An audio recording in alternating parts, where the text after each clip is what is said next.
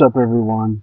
This is my first episode of Covenant and Culture. You're here with your guy, Culture Guy 37. I'm a 22-year-old aspiring Christian podcaster, and this is my first time doing a podcast. Uh, just really looking forward to talking about the current status quo of the American church and what ways do we see God working throughout our lives, my life, other people's personal lives. How's the Bible being reflected and shared throughout the world? What does the state of Christian unity and the status quo of Christian alliance look like with other nations? How are we fulfilling our duties as Christians to help those in need and protect those who have been oppressed, whether it's physically, spiritually, or in the media? Also just want to talk about things that I find really interesting or appealing. I've always had a knack and an internal desire to get in the podcast space. So just going to try. And so this is my first time doing it. I just always really found the world of podcasts interesting because, it gives you the right to use your free speech. Just talk about things that are on your mind, marriage life, spiritual life, what you're dealing with on a day-to-day basis. And especially as a Christian, you just talk about how God works through your life and how you see God working through other people's lives and effective community outreach. And the basis for the entire podcast is going to be Galatians 6:10, where we hear Brother Paul tell us, "Therefore, as we have opportunity, let us do good to all people, especially to those who belong to the family of believers." This is quite literally reference to even the podcast, Covenant and Culture, right? It's a call to action to Christians around the world to be fortified and have a sense of unity, sense of belonging together. Despite whatever personal differences that we have, or marital differences, or structures of how our lives should be, we must always be invested in wholeheartedly the Word of God and follow what God's Word says and just try to share that with as many people as possible. I really am a huge affirmer and believer that your beliefs are supposed to shape your political views and your personal narratives on things, not the other way around. Even looking at like human logic and the human will, right? There's only so much that we can know and so much that we can do. So I think that if you shape the way that you live your life and how you do things based on God's word and what the Bible says, then your life will be a lot more easier and there will be more clarity versus like you see in the news, to YouTube, pop culture, media, politics. A lot of people taking the Bible out of context and they don't understand exactly what it's referring to, and they put their own personal political spin on things, and it's not as entirely accurate, but there's definitely a lot of misdirection. And I just think that with the misdirection, we're supposed to be cultivators of the word and shepherds of the word. You're not supposed to mislead people, because they're not going to have a full in-depth understanding of what God's word is about. And if that happens, then of course we're going to have less people coming to the church, less people trying to be well informed about the scriptures, and it's just going to be a lot really chaotic. Something that I really paid attention to in the news is the ongoing conflict and things going on in Israel. I just really think that there should be a lot more Christians, like I said, coming together, unified, to support the nation of Israel, because it's a foundational argument for Christian support, and we see that God made his unconditional promise to Abraham, which extends throughout all his descendants. Even with that support for Israel, and people going over there, people going through the bombings and the persecutions and just really bad narratives and perceptions about them in the media, it's an act of obedience to God's covenantal promises, and it's a recognition of the status of the Jews that could come from the line of David. We will show national support. It's also an extension of personal blessing from God, and it also is a fulfillment of the covenant. Like I said, through Abraham, Isaac, and Jacob, and many Christians believe that, and we see in Psalm 122, pray for the peace of Jerusalem. May they be secure who love you. And also in Jeremiah 31, 35, and 27, it's about the permanence of Israel and its place. It's interesting, a lot of people don't talk about how Jesus was literally a Jew. And even when he was crucified, it was made as a mockery because of between the Jews.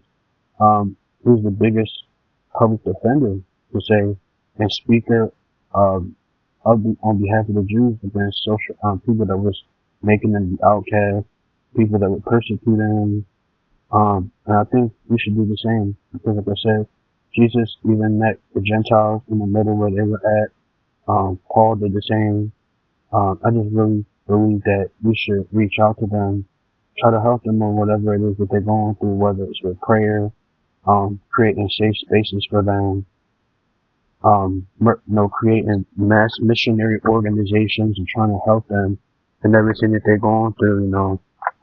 It's just really unfortunate, especially with the bombings. I mean, even there's the bombings in 2000, 2006, which is over a 5-year period or 6-year period. Then we see the bombings October 7th in the morning. Just a lot of innocent men, women, and children who were being persecuted, and they're not even doing anything. They were just going to school, going to church, with their daily lives, and they're unfortunately, they pass away. It's just really sad that innocent lives are taken, as a casualty of international and global conflict. I just personally continue to send prayers out to them, just to all the mothers, the fathers, the siblings. Everybody's a mother, everybody's a father, everybody's a child of someone else. And it's just really sad to see what they're going through.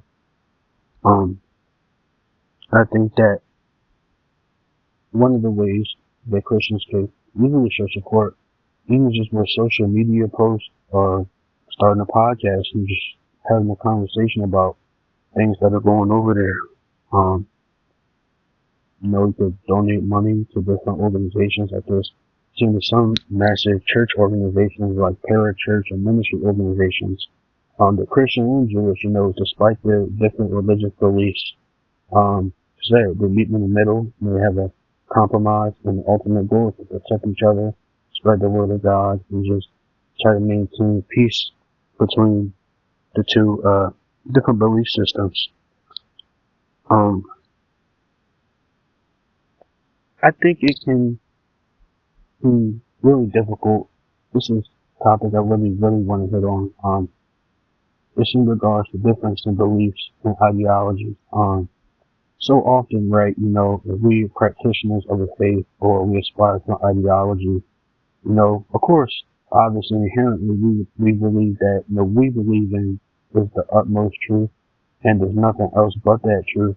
And it seems that it's a lot of shut out and shut off. What I mean by that is like, if we believe in a certain set of beatitudes, or like I said, different beliefs, we're not willing to extend a hand across the aisle and help people out who are different, whether they are different ethnically, they're different with, skin color, or belief systems, or how they live their lives in the media. I don't really think that's not doing a due diligence as Christians. Harken on this, and we see Christ is the ultimate mediator of the word, and he is reaching out to the Gentiles, reaching out to obviously the Jews, even the people that's persecuting him, obviously all the disciples, all the apostles, their followers. Whether you agree with other people or not, I still think we could sit down and have a dialogue, just hear each other out, because there's just so many things in media and narratives that's just taken out of context, and it's like, if it's a few group of people doing certain things, then that negative stereotype or perception, it just gets attributed to the whole people group, or, a whole community of people, and I just think that that's fair, because I said so much. people was really going through different things, you never know what people are going through, literally, until you sit down and have a conversation with them. So I think, once it's like you pick somebody else's brain and you get to understand what they're talking about, you can be like, okay, I can see where you're coming from. I didn't understand. I may not agree with that point about your belief or whatever, but I can understand where you're coming from, and then, we can move on from there, try to discuss things differently. Um, I think, really, really difficult to talk about some people, but it's just really disheartening how it's a lot of successful people from Christian and Jewish communities, like, the media, business, in the political space, and a lot of people assume that just because they're Jewish, that's the only reason why they in that space, or that they have all this, this power or whatever. But, sometimes there's obviously some lot of networking going on. You try to help your family members out, connections, and, helping meet people out and net people out. But I just definitely think is ultimately, whatever religion or culture you come from, it just does a disservice to the intellect, their intellect and their intelligence. We don't, like I said, we don't know what the people have been through, what they're going through. We don't know what degrees they hold, what skills or trades they've accomplished to get to where they've gotten. Um, just because it's a lot of people from the same culture, community, and space, that doesn't always mean that they're doing something bad or that they're doing something they're not supposed to be doing. It's just they may happen to be really great at that thing compared to other people, whether it's like teaching or hospitable work, teaching math, different physical activities, different content spaces. It's just some people just happen to be better than others at that type of space, and I just don't think that really gives religious people, they don't really get them a good rep. It just doesn't, because it's just unfortunate that there are a lot of, people doing things that they're not supposed to be doing, but it's like, there's so many other people in the smaller local communities, Israel, America, South America, and they really spreading the word of God, and they really are spreading the gospel, and it's just like, a lot of stuff that happens in media, it's just taken out of context. And because of that, we don't see the little guy. We don't see the people, running the PowerPoints at the churches, building the pulpit, setting up the stand for the pastor. Because we don't see we don't really acknowledge the little guys and what they're doing, because it's like, this is this huge perception in the media of stuff that's wrong and is bad, and people looking at this and that. But it's a lot of people that's really doing good, and they're trying to help spread the word of God, spread the Bible, spread peace in different countries, despite the conflicts that they're going over.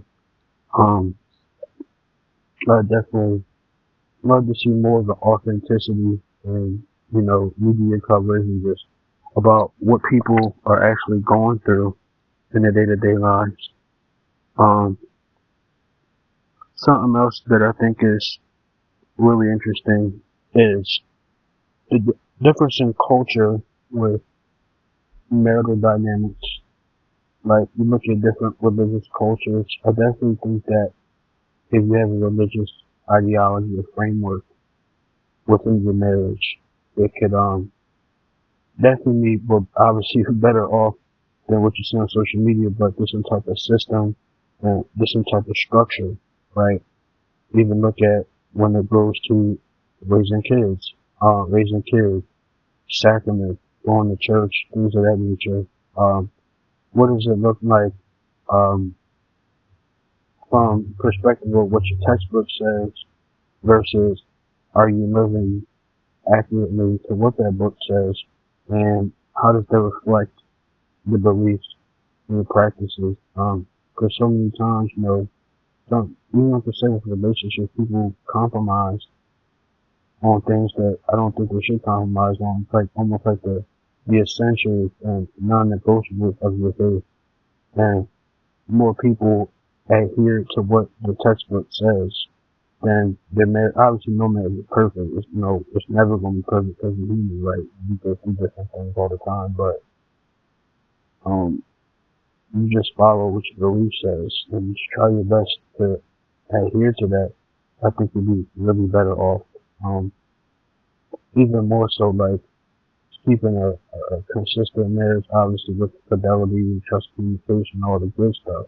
Um, I just really think the area where, and this is in reference to pop culture stuff, a lot of people get it wrong, especially I'm just surprised by, a lot of religious people doing this stuff like with the podcasting, where the people just airing out what they call like their dirty laundry. It's just like you keep putting out all this stuff about what's going on in your marriage, like, yeah, these things are right, but then this is bad, that's bad, this is bad. I don't think if um, you have a certain set of beliefs or whatever, um, maybe even if you don't have the set of the same beliefs as others, I just really don't think you should be putting your marriage or your marriage, like the scope of your marriage and what you're going through out in the public. Um, I just don't think that's a smart idea at all, because it's like almost every, young couple from TikTok and YouTube that's been streaming for long periods of time.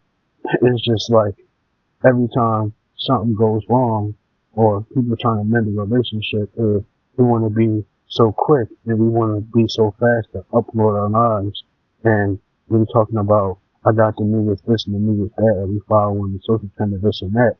But it's like, where is God at in this? People don't put God in everything that they do. You may get a job raise, you talk about it on social media, or you got a new car, a new house, or you get new promotions or sponsors, from different platforms.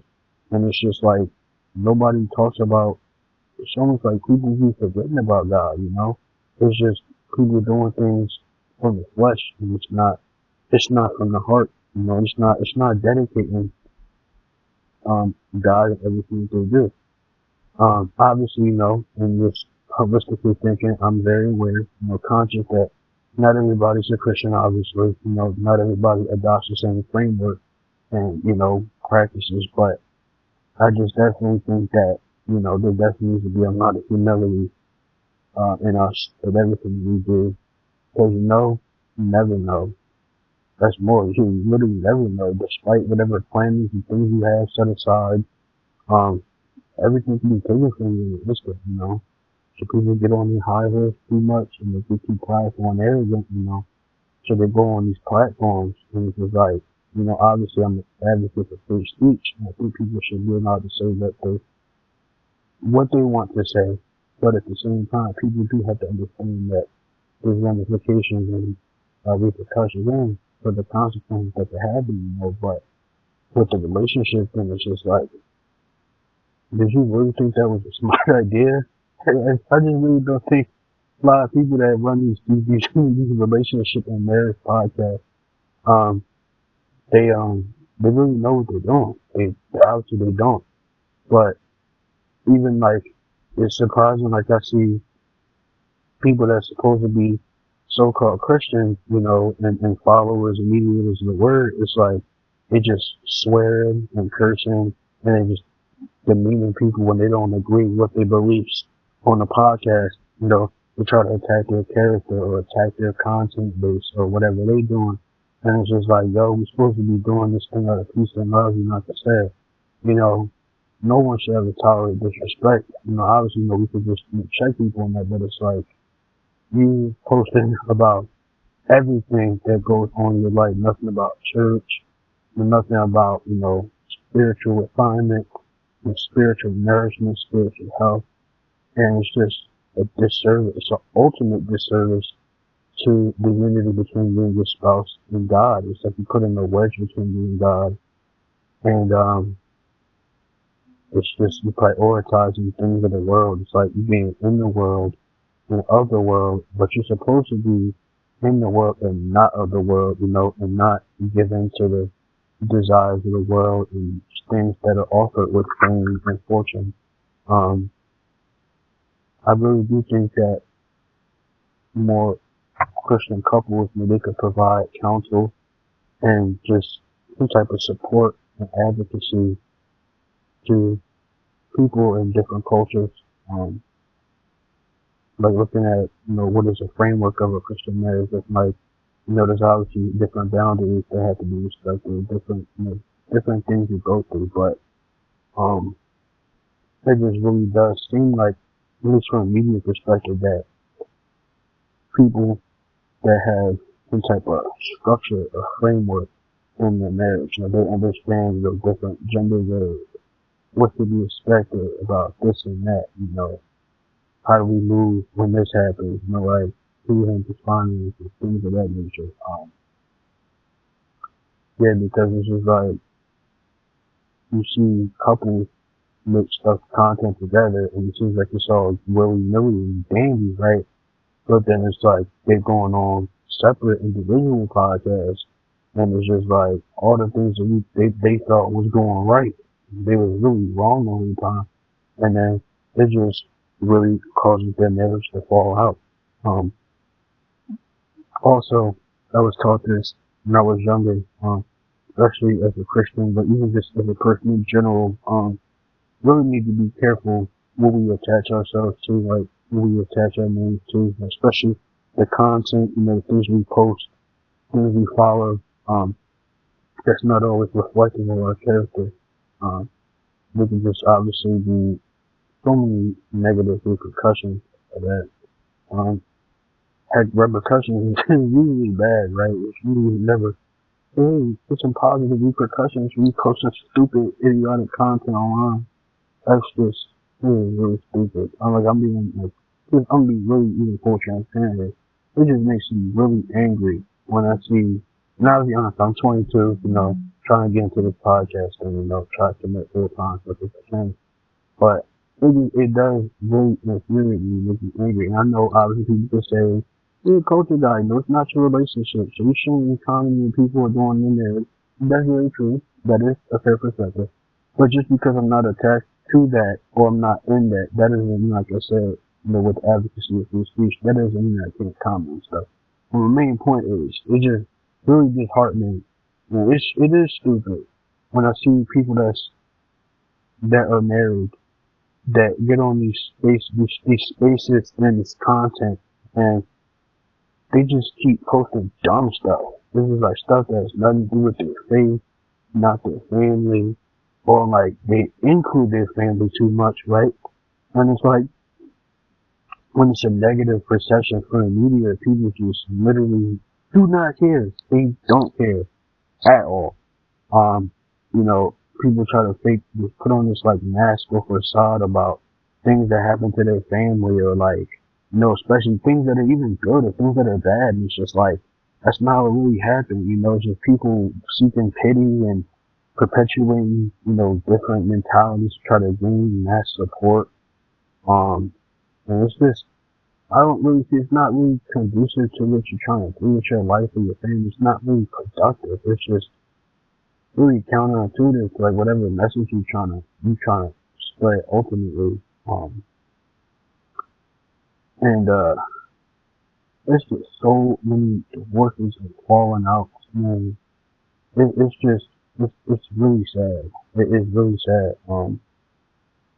I just even look at like in the Christian community with regards to just simple casual dating, laying the foundations for like, okay, like I said previously minutes ago, what do I expect from you? What can you expect from me? It's just like so many people are not equally yoked, it's just like not equally yoked and it's causing a fallout in the future of this relationship.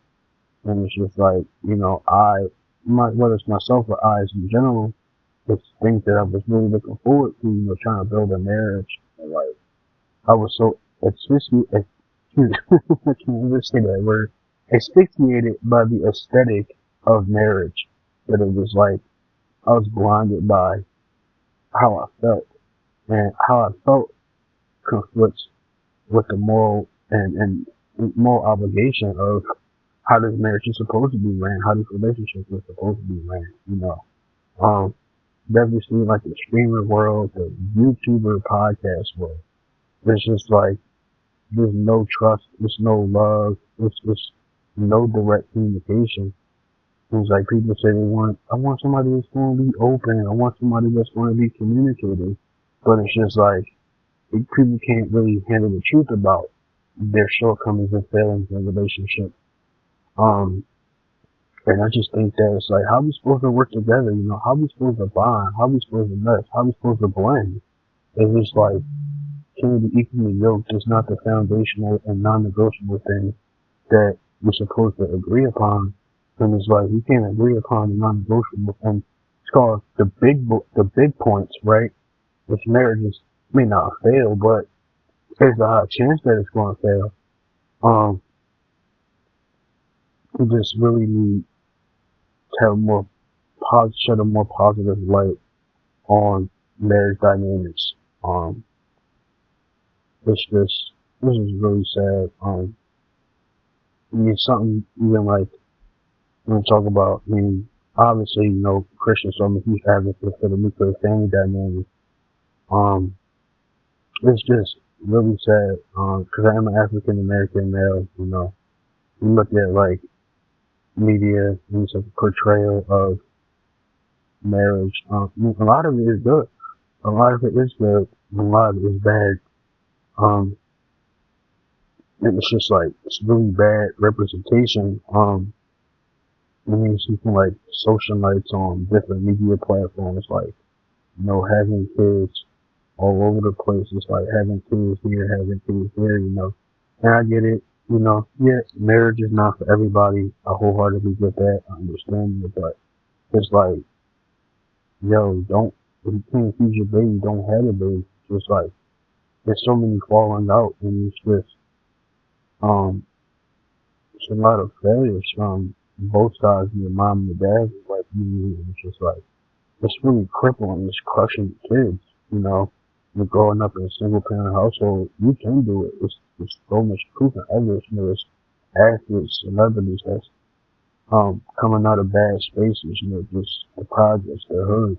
And, you know, it's very possible, but I really do believe that at least it's crazy. You have like a beta nuclear family dynamic, um, without the marriage. It's crazy. I know it sounds crazy, but like, you know, even having a two-parent household, obviously, you know, the studies show that, you know, the, uh, was it less likely to commit violent crimes to be incarcerated at a young age. I just really do think that we start building back better, um, and trying to actually invest in the black community the way they're supposed to be done, the right way. Um, like, even the whole, like, you know, stuff with Black Lives Matter, I really do think that was definitely a paradigm of failure. And it was like no promotion of the big family dynamic. You know, like I said, even if it's not from a religious context, you know, I'm just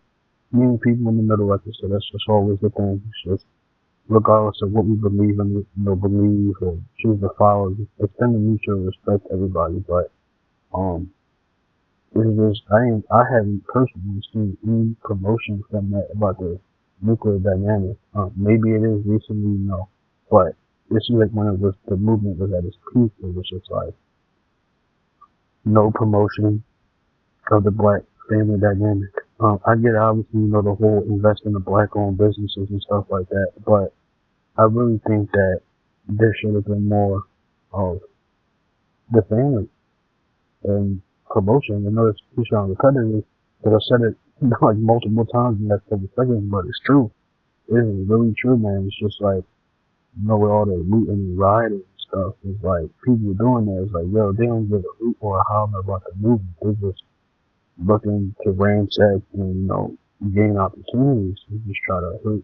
And it's like, it's like somebody goes through a detriment, right? And, you know, regardless of however you believe the person, you know, talking about was killed, this is like, yo, that could have been a time of healing, a time of healing. It's like, yo, like a social awareness. It's like you gotta understand, as a people, it's just we gotta do better. We gotta do better. Even when somebody does, one person does something wrong, or they even unjustly, put down or whatever, it's just still a time of acknowledgement. We just gotta try to look at ways, working together as white people, white communities, like what are ways we can work together to try to make sure that our youth, our young boys and girls is not put in that type of space. They're not subjected to that type of space. Um, I really think that, there would have been like mental health centers built, um, safe spaces, you know, so a lot of black people from the LGBTQ community, I kind of understand where the basis and all that was coming from, but it's like, it's a lot of, black Christians, it's a lot of people from that community, but it's just like, it's no intersection in the middle. It's just like, a lot of people go through stuff as kids and, in relationships, and it's just like, that ends up becoming the framework for their life and why they act the way that they do. Whether it's like their dating preferences, like sexual preferences, or even if with preference of religion, it's just like it's no safe, not really a lot of safe spaces in the black community where these conversations to be had. It's like, you know, how can the church, obviously, like I said, in the general context, reach out to people, in Israel, America, people going through different bad things, but it's just like, um, within our community, it's just like, it's frowned upon to go to therapy and talk about your problems. And it's just like, even kids going through stuff during the time of BLM, it's just like, how they supposed to get help? Where they supposed to go for help? It's nowhere for them to seek help at. It's just really not. Um, you know, and whether obviously, obviously be black to be a Christian, but, obviously harken back to Galatians 6:10. Just trying to do due diligence and reach out to people in different avenues, different countries, different spaces. Try to help them out, whatever they need help with, prayer, like I said, seeking counsel, mental health counseling and treatment, even just sitting in silence, prayer groups, men's groups, women's groups, or like, groups of people, whatever, with your preference and, makes you feel comfortable and, obviously, ultimately, we don't always have to agree on stuff, regardless of, whatever is conflicting with the Christian narrative belief was against their opposing whatever, it's still allows, like I said, for a conversation to be had, to have a mutual and respectful dialogue. Um, yeah, man, it's just, it's really, really sad, man. Like, it really, really is. It's just, it's like people can't even, so we can't even sit down and have a conversation anymore. I mean, we're just like in a general context of people, it's just like, people get offended easily, or like I said, it's just, people take things out of context and stuff. What you mean by that? What you saying? You against these people, this community, this and that? It's like, no, I may have said something out of ignorance, or I in general context. It's like, I don't understand what's really going on, but I am aware that as people, just because we want something to come from a good place, and it may not even be intended to be anti this and anti that, disrespectful to a community, a people group, or belief system. Is just like, this is what I think, people may not agree with it, let's talk about it. As people getting put down and attacked for their personal beliefs and convictions. And it's like, what's really interesting about that is like, just, even with the whole prevalence of like, anti-Semitism, oppression against Christians, oppression of minority communities, people in the gay community, minority communities, people from different belief systems, different communities. Is like, I never understood, how can you expect someone to agree with you structurally or ideologically when all you do is oppress them? You post, um, things that, like I said, anti this, anti that community. And it's just like, it's almost like a propagated destruction of communities. Um, and ultimately, it's like, how do you restore people to want to hear your message, hear what you're going through, hear your narrative, um, whatever set of maybe attitudes you follow, or rules or convictions that you apply to your life.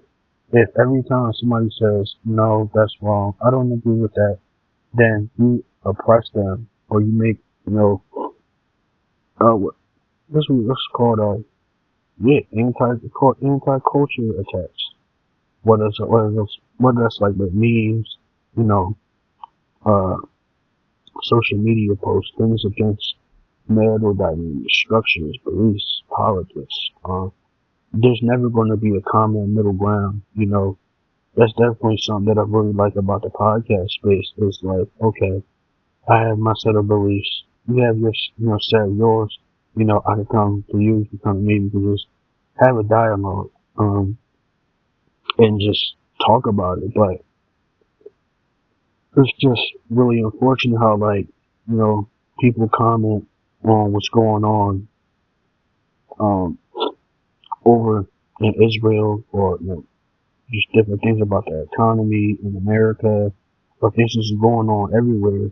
And it's just like people have so much hate and anti-Semitism, anti-America stuff, um, anti this community, anti that community, and it's just like people keep posting all this stuff, but then they never want to meet the people that they, meet the.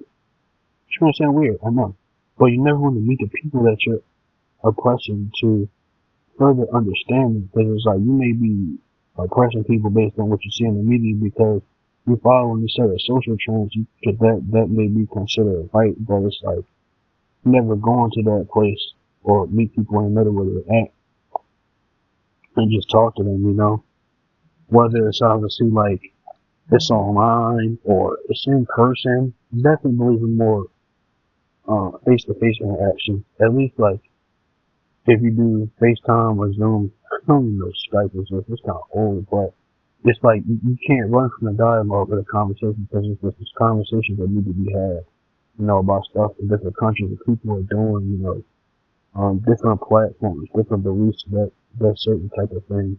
Um, it's just you never know what people are going through. Everybody's I was told by a teacher of mine, the path to God is one out of humility. You just really have to be humble and check yourself, and definitely spiritually realign yourself, like I said, a fresh tire. Just be have a refinement. Um, you just understand that people were really going through stuff. Even like contrary from the typical, like, you're a man, you're supposed to be macho and just have it all handled. While I agree, man should, handle business for the family, take care of different things. Men have breakdowns too. We don't always have our stuff together. We don't. We just really need somebody to be there and help us out. Obviously, women in a marriage and relationship, they going through stuff. There's stuff that they play their shoulders. It's like, even from internally, from the spouse dynamic, or stuff on media, it's a lot of stuff that people dealing with.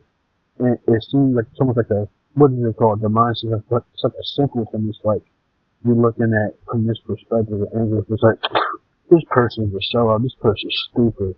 I don't agree with that. But why are they doing that? The stuff that may have happened off camera or off screen, and you never know what people is really going through, man.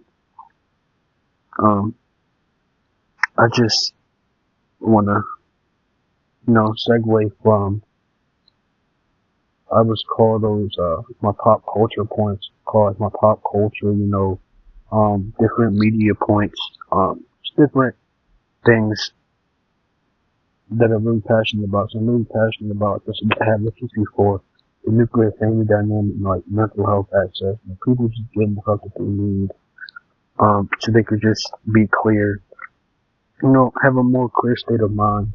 Because I say, so what I always say, self-care is the best care. It really is. Like, much of a clear state of mind, so you could conquer the world and do everything. Um, that's so it's been basically, man.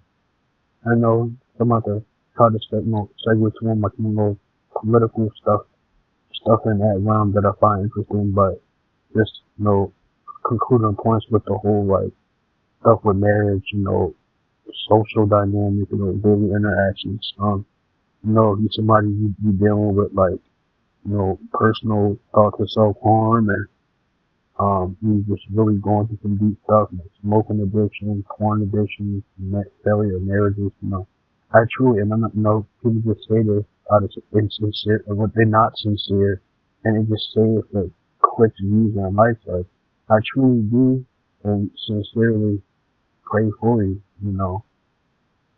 whatever community you're from, it doesn't matter. It doesn't matter. So people need prayers, and everybody needs to be loved on and help. Um, I just really pray for those people. May God come into your life uh, and to just help you out with whatever you're dealing with, from a financial standpoint.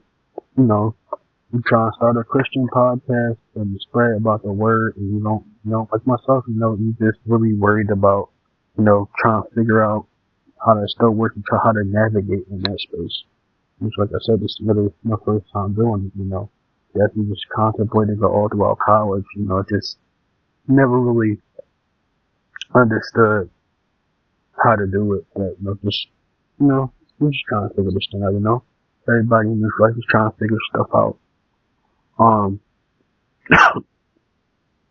Something that I think, and this is segueing into more, I guess, call like a political and community outreach type of thing from Christians. I've seen a lot of some, I guess you call like a ministry or parachurch or church organization. There's some Christians and Jews working together. Of course, shield each other from anti-Semitic hate and just like rhetoric, not even rhetoric, this would be rhetoric, but propaganda and stuff put out against the Jewish community, the Christian community, Israel, even in America too. But I do respect how Christians and Jews should come together despite their ideological differences. Because Christianity and Judaism, I don't know if Zionism would be considered a sect of Judaism. I have to check that. I'm not sure about that, but I'll check that out. But despite their differences, with stuff that's going on in the news and how, media portrays stuff, we can still come together and work together try to protect each other, and Christians, fulfill the covenant with God that with Abraham, looking at all his future descendants, and protecting them and loving and praying on the Jewish community, helping them out. Because I just, I watch some debates like on YouTube and like different platforms, and it's just like, I understand, Christians who have, different beliefs, but I just don't think you should ever be combative and disrespectful, to try to tear a community down just because you don't agree with what they agree on. Cause like I said, ultimately, if we can't have a common space and, talk about the things that's going on in politics, talk about like different political trends, things going on in this country, that country, how are they different, what's the point? Like, in terms of like, different allianceships, how does this nation help America? The benefit of not Israel, technological capabilities, resources from Israel. Definitely it seems like, even for years that Israel is the state of, the nation state of Israel. I know it was officially established in 1948, but, it seems like in terms of Christian ministry and at least some type of sharing of the Bible, and the outreach community seems like the only way the culture and people, that's trying to do that is the Jewish community. Like I said, I know obviously tenets of their faith are entirely different than that of Christians, but at least, I do, respect the tradition of marriage, with vitality and virginhood. Not only the woman, but the man too is like, abstaining from sex until marriage, and they both were, perpetuating the idea of the nuclear family dynamic. Um, yeah, there was, forget the names, but there was like, I saw there was 3 or 4, maybe even 5, of this big, Christian and Jewish organization, um, working together to, fight, anti-Semitic content and just, you know, uh, try to project more authenticity of what the Bible says, and literally create, whether it's in person or podcast, or, in person podcast, sidewalk podcast, just different spaces where we can have a mutual and respectful dialogue about, different theological differences, um, and, what we, of course, a different views on Jesus Christ, but, what, the Old Testament say about certain things, especially, like I said, the fulfillment of the covenant, um, both communities working together to protect their land, the sacred land that was given to them by God. Um, it's really unfortunate, because like I said, situation with the bombings of October 7th, I think it was October 6th, October 7th, it was in the morning about 5 or 6 o'clock, and just the mass bombing is going on. And my thing is, like, I get it, there's obviously the other side, people it may not be pro-Israel or support Israel. I can understand where you're coming from the different people at different religious beliefs, so just be humble and respectful. Just, sit there and listen to what the other side has to say. But I know for sure that we could definitely agree. And there's always usually a common agreement about, protection of everyone, but especially, protection of children, just children. I definitely heard, it was like children like God's most sacred creation. They were so innocent and young, they full of life and full of potential.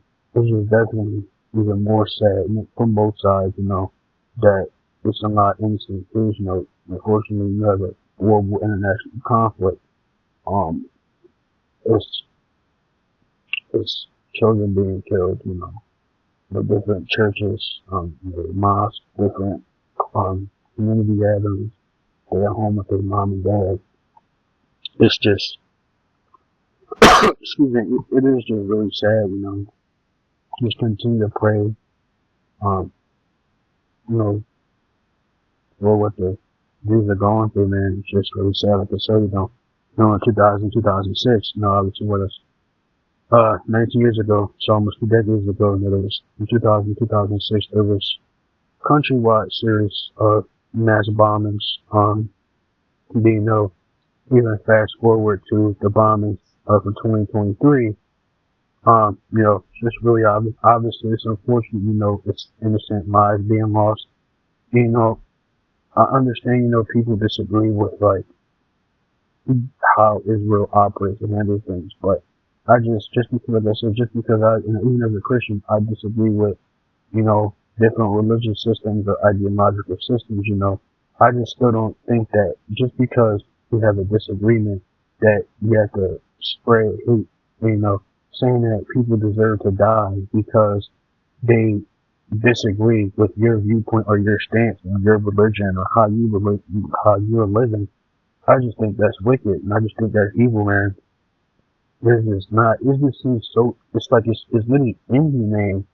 Someone just seems like something that shouldn't even be part of the human condition, like our psyche or whatever. It's just like people hating on other people and spreading hate and not trying to understand them, see where they're coming from because of difference in preference and how we live, how different governments work, whatever, but you just more try to reach out to the people, like I said, it's true. It is so true. You never know what people are really dealing with until you either go to where they're at or you meet with them, and you have a mutual respectful dialogue, about, okay, we see this thing that happened, in the media. It may be a perceived bad thing, it could be a good thing. Obviously, unfortunately, a lot of people that got hurt in the process, but it's like, what was the reason this thing had to happen? Like, why did you, whatever it is, these things had to happen.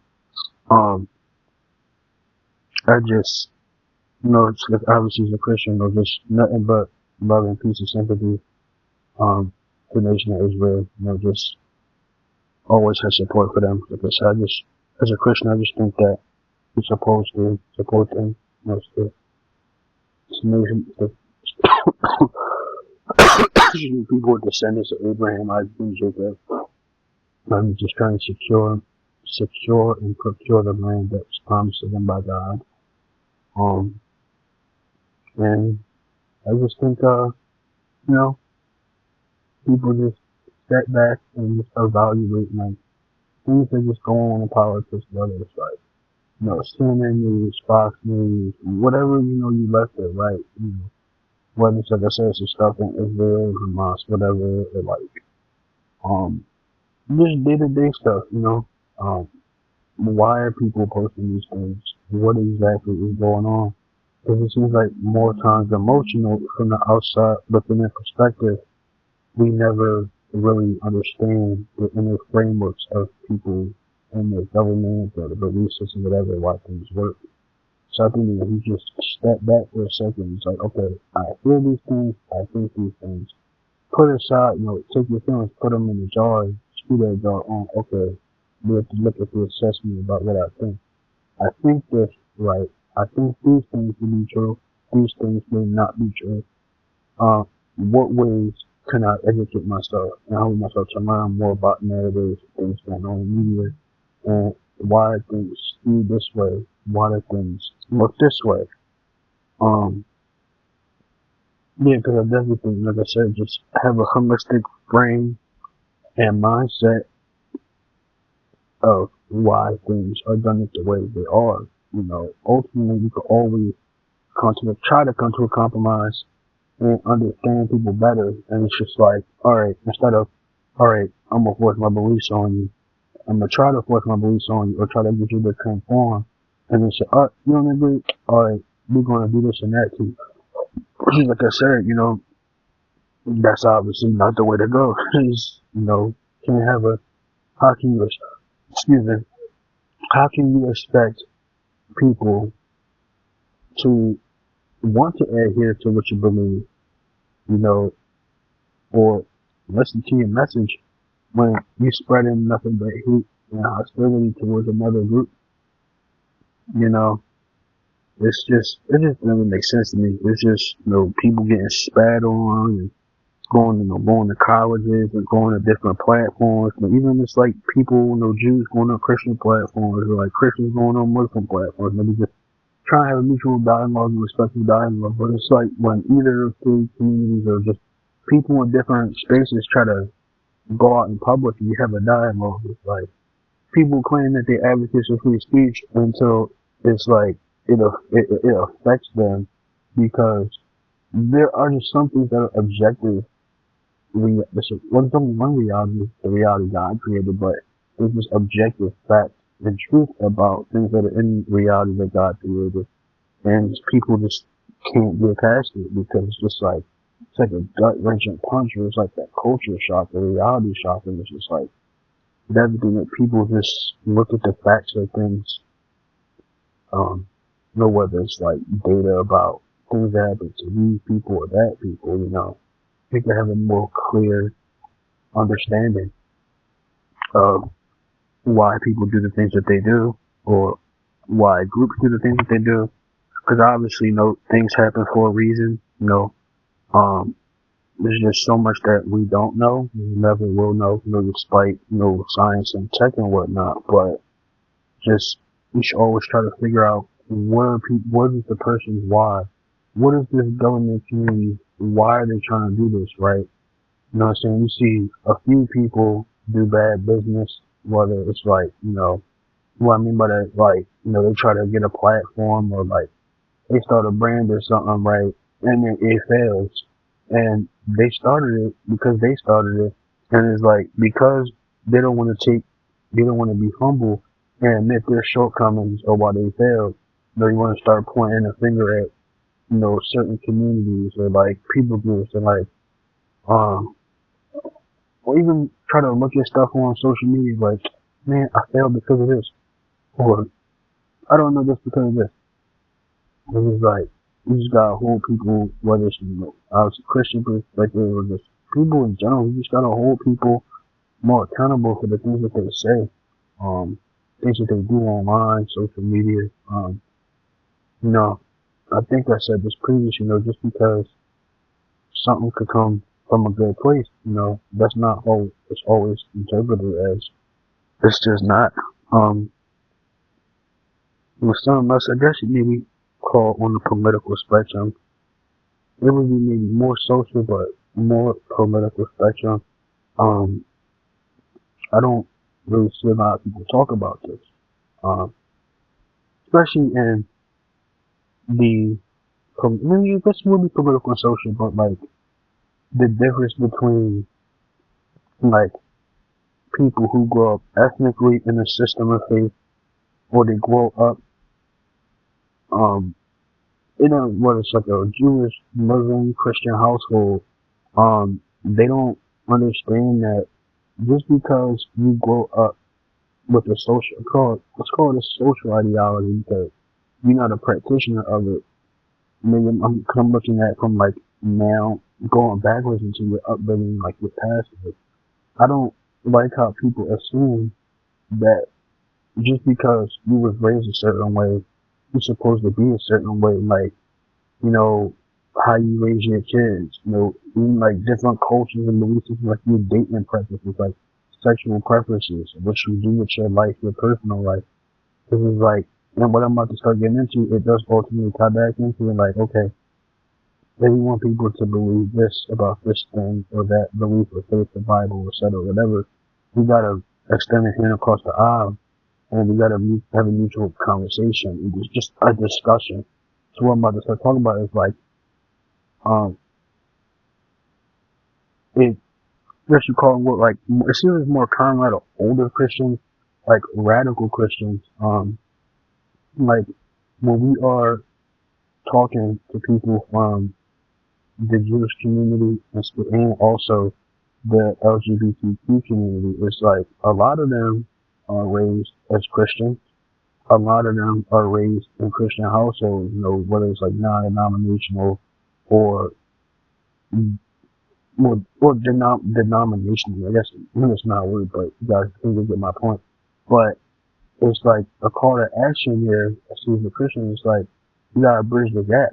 It's like, okay, you go from Christianity, to Judaism or Zionism, or like, you adopt homosexual practices. Like, there's an attraction versus action. I was like, just because you disagree with people, you don't have to hate them or hate on them or spread hate towards the community. Because I'm looking at it as like, look at it like this. I don't know if you guys consider this, right? It's like, okay, want to have a conversation with people from different communities and protect them out, because it's always about protection and love. Everybody it is. Because I believe wholeheartedly, regardless of whatever community you come from, we are all made in the image of God.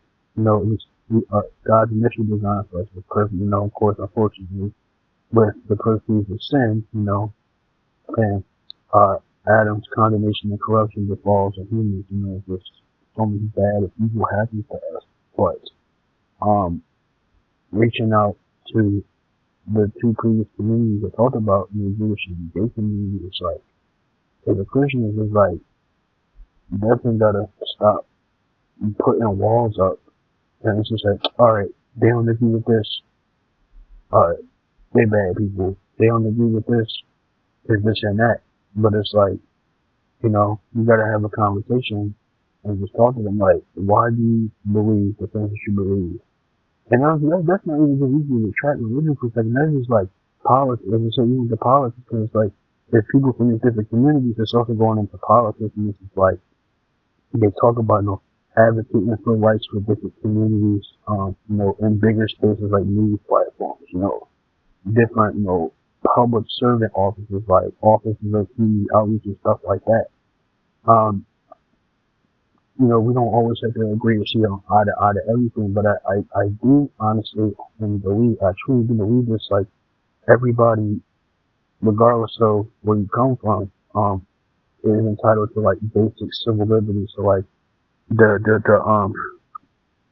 Bill of Rights, obviously, huge advocate for free speech, obviously you should have the right to defend yourself, um, but really harking on freedom of speech and even, freedom of press, um, sorry, not really my constitution get up lately, but was like freedom of press and freedom of media, whatever, you know, to follow whatever religion you want, different media platform.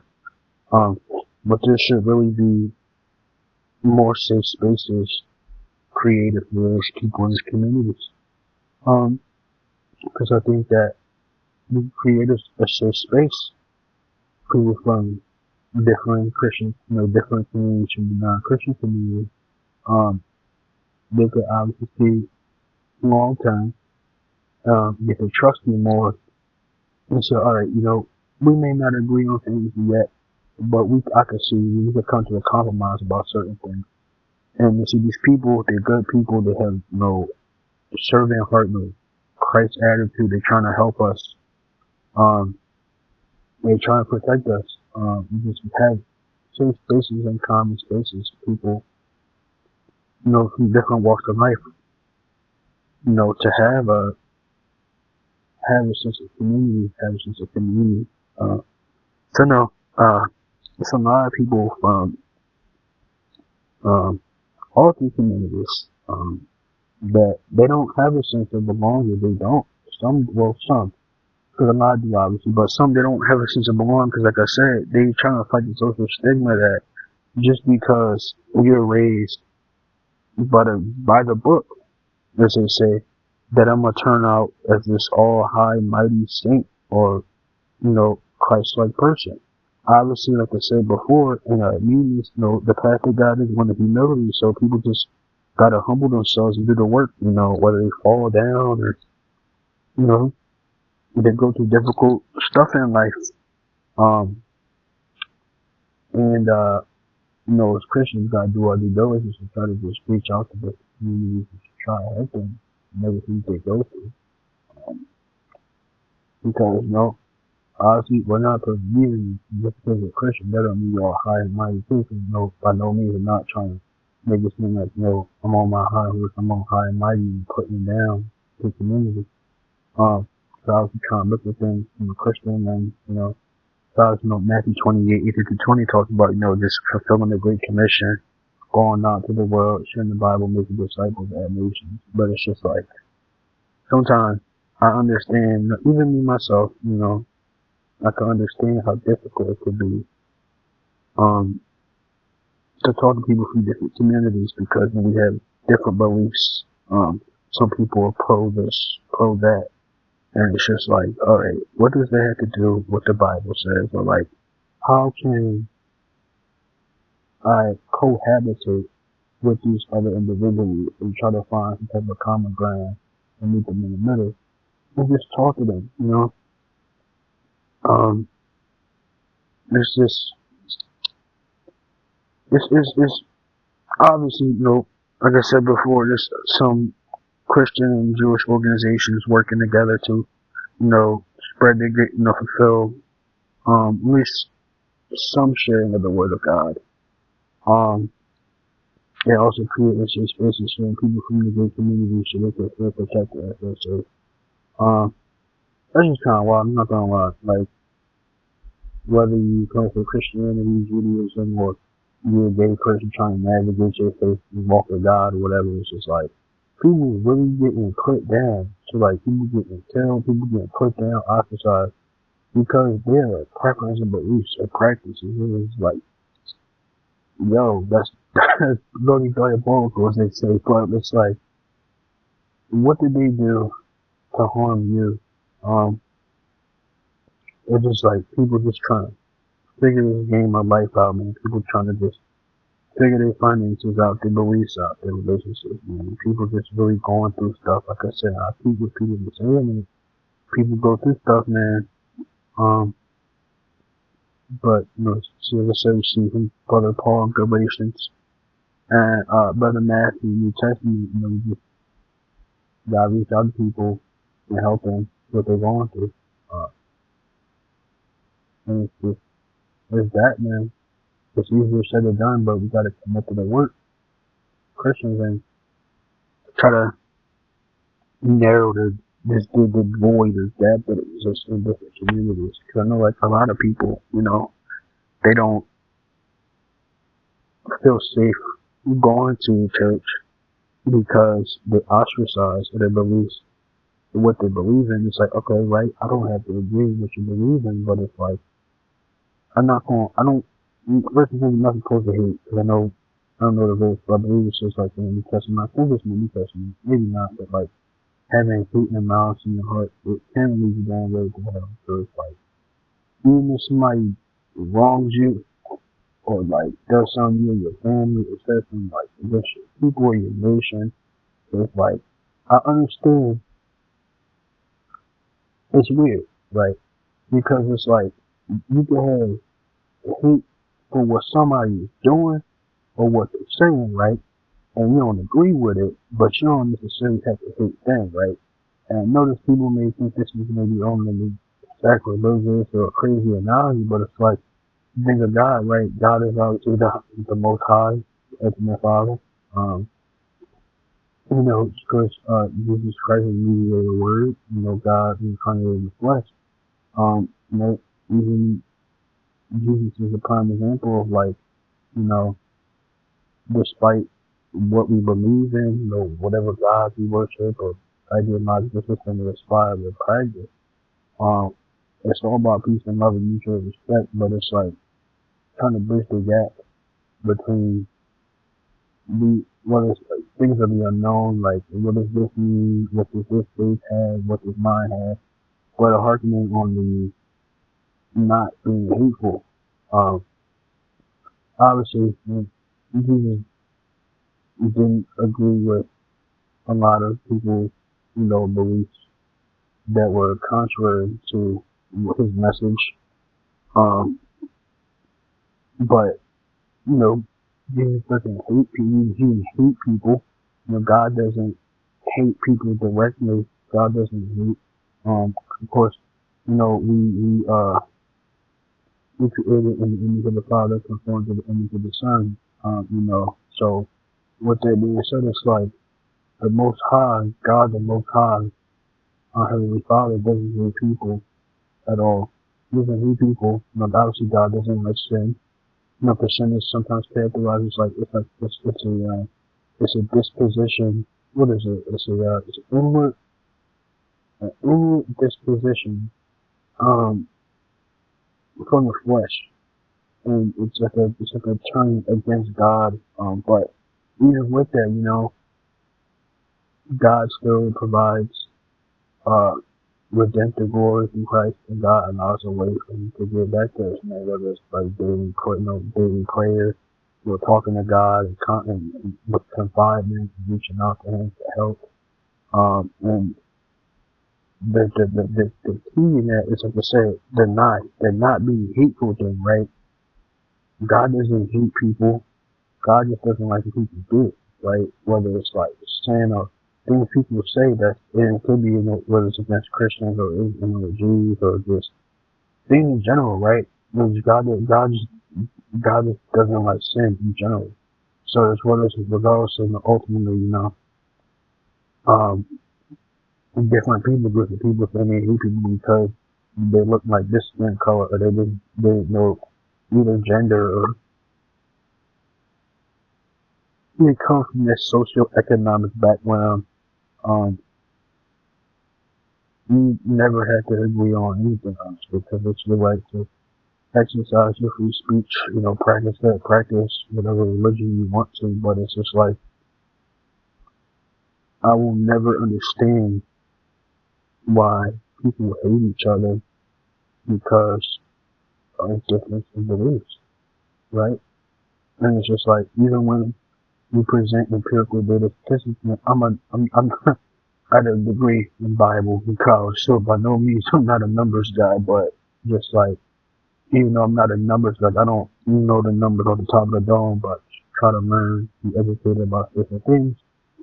Um, I'm definitely an evidence guy, like, people assert claims about those, uh, like auto insurance rates, or like, this team is going to do better, or like, this athlete is better than this guy, or just this faith is more sufficient and strong than this one. Why do you think that? What have you seen that makes you think that? Or it's like the, because asking with the what do you mean, right? You have the what do you mean type of conversations. Um, or just some type of invoking of like a shift the burden of proof to the other person, right? It technically does put them on the spot, and like I said, it's not out of a place of hate. It's it, it's a place out of mutual respect and love, because it's like, okay, I don't agree with you inherently or initially, but it's like I'm willing to step back and cohabitate in the space so we can have a dialogue and we can talk about, like, why do you think people from my community and your community don't like this about each other? And like, what do we disagree on? And why do we disagree upon it? And if we disagree upon that thing or those things, do you think there's a common ground we could come to about certain things, or like, what can we do to get to this point? Um, and then like, having conversations like that, it could turn into like that one leg going through the door, you know, and it turns to you walking through that door and closing the door, and you sit down at the table behind the door, and we just hear each other out, and we just have a really, fun and respectful and mutual dialogue. Um, yeah, man, I really believe in, that was definitely something I was taught as a little boy, and like, try to be holistic. Try to, well, we can't be holistic, but try to acquire or have a more holistic type of framework in the thinking, right? Um, because it's just so much information that we have access to, so much news, so many podcasts, so much propaganda, things that's just not true about people. Um, it's just like, you step back and actually educate yourself, do the research, or you ask somebody a question, ask for help. It's just like, yo, it's people really in some deep stuff, man. You have never known that if you did not ask. Um, I I just really believe in having a dialogue, man. Whether you were a famous person talking to a nobody, or a nobody talking to a famous person, like somebody you see on the street, man. You know, it don't always have to be about, forcing beliefs on people, or like, or trying to have a whole ideological conversation. Just some people just reach out there, man, let it go on, just basic conversations like sports, you know, what do you eat today, you got any hobbies, just simple stuff, right? So it's to build up a relationship, build up a friendship, or brotherhood, sisterhood, and then we could go from there, and we could just ultimately talk about, you know, stuff we got going on. Um, yeah, I want to segue into, uh, relationships and community again. Um, something that I really do long for and desire. I really do want to get married. Um, the whole typical nuclear family dynamic that has kids.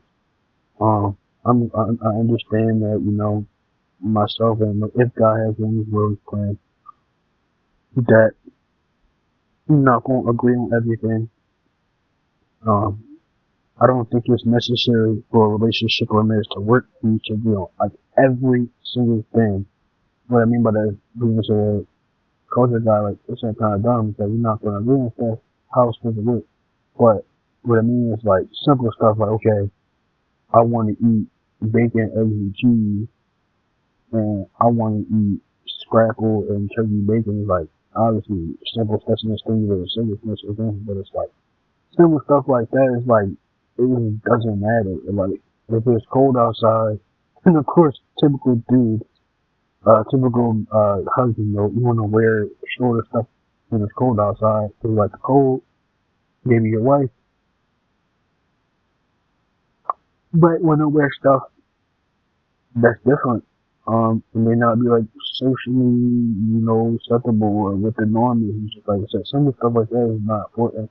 But what I will say is, and something that I've been peeping, as you said, or paying attention to, and it's a problem with relationships, especially on social media.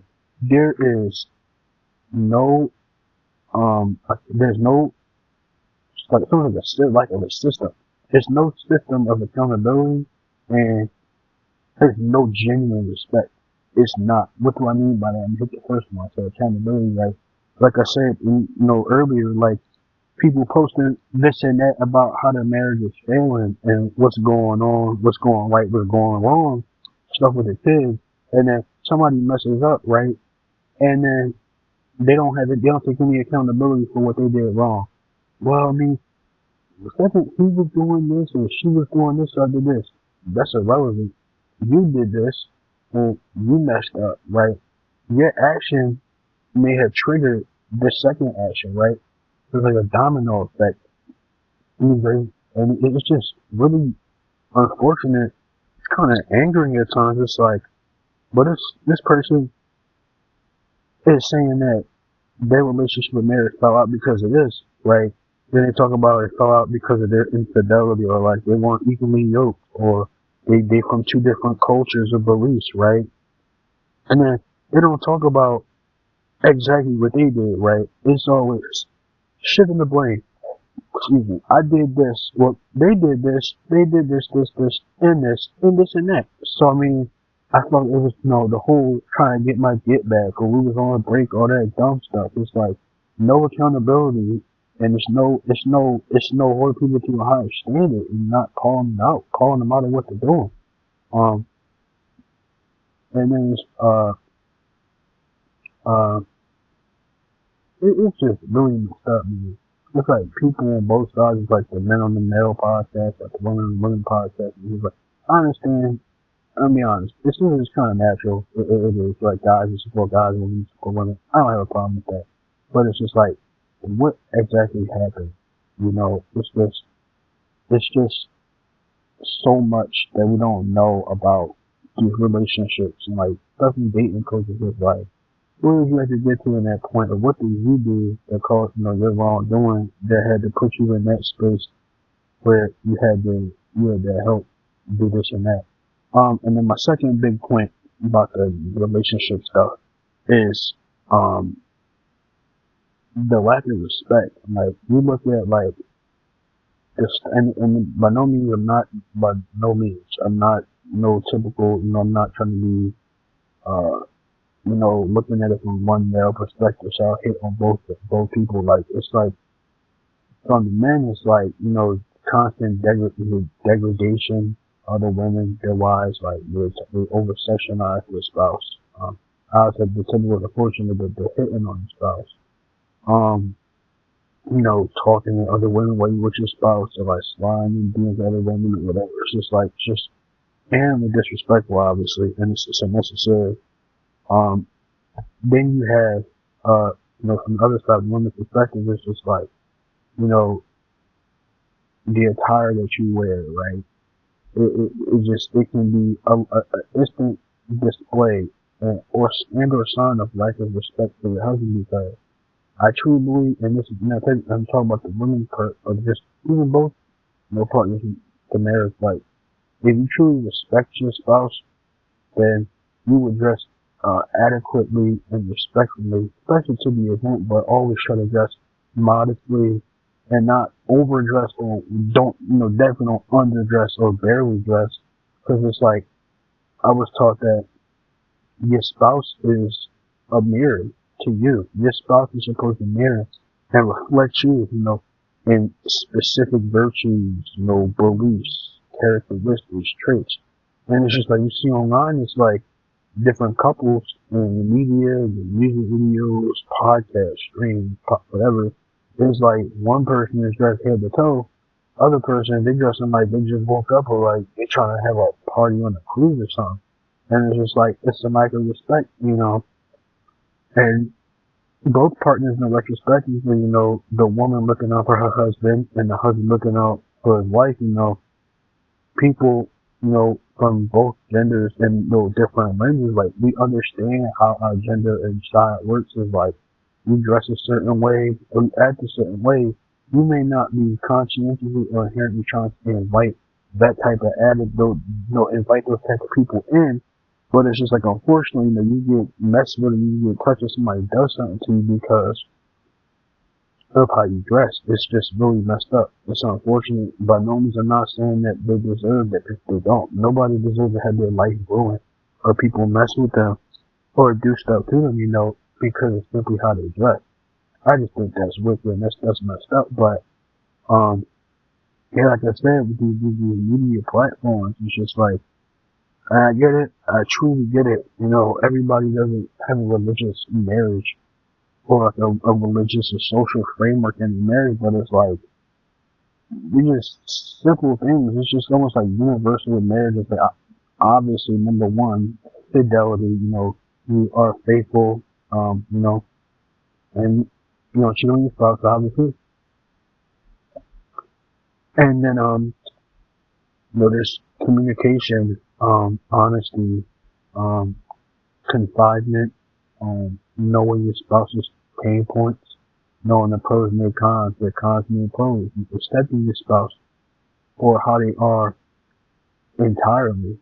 Um, and I think something that a lot of people get wrong, or maybe not get wrong, but they don't understand the full extent is like when they say, I want somebody who's great at communication, right? But then in a relationship or in a marriage, whether you even be dating, right? You want somebody that's openly communicated and is vulnerable, has their own emotions in check, right? But then you say that you want them to be open and honest, which will somehow maybe evolve into brutal honesty, but when your spouse tells you what you hear, not what you want to hear, then they're loud, they're ghetto, they're being chauvinistic or misogynistic. I just don't think that's fair to, obviously, not fair to any relationship or marriage, definitely not the nuclear dynamic, but it's just like, how does things supposed to work if I can't be straight, as I say, I can't be straight up with you. That's definitely something I'm looking for in a future, Christian lady. I want a woman that's going to be openly transparent and tell you the truth, not to tell her the same. As like you say, you gotta match that energy, right? You have to, but it's just like so many people get offended, and it's just like in marriage, you just take stuff out of context, and it's just like you just blow up and more than what it was or what it was intended to be. Um, then it's just a lack of communication. Um, I also think I know trust is in very different ways, but ultimately, like I said, all the different tenets of a relationship, typical things you expect in a relationship, but like trust, that's that's everywhere. Like not even just okay, I'm gonna leave and my significant others around certain members of my family. I want to see how they're gonna act. No, that trust goes everywhere. Like at work, on trips, going out to the club, like you wholeheartedly really do love and trust and support your spouse, then I don't think you should personally ever worry about them doing anything that will ruin, mess up, jeopardize, or even sabotage what you built with them. Um, people just really getting too much into their feelings, and it's just like, did you even find out what happened? You don't even know what happened in in social interaction. And just if you get to the bottom of things, you can better understand why your spouse or your significant other was doing this, why they were doing that. Um, I don't know how a lot of people also feel about this. This is like a touchy topic. Like I know I've definitely seen some like Christian content on TikTok, like where they say when I can understand this for other specific space.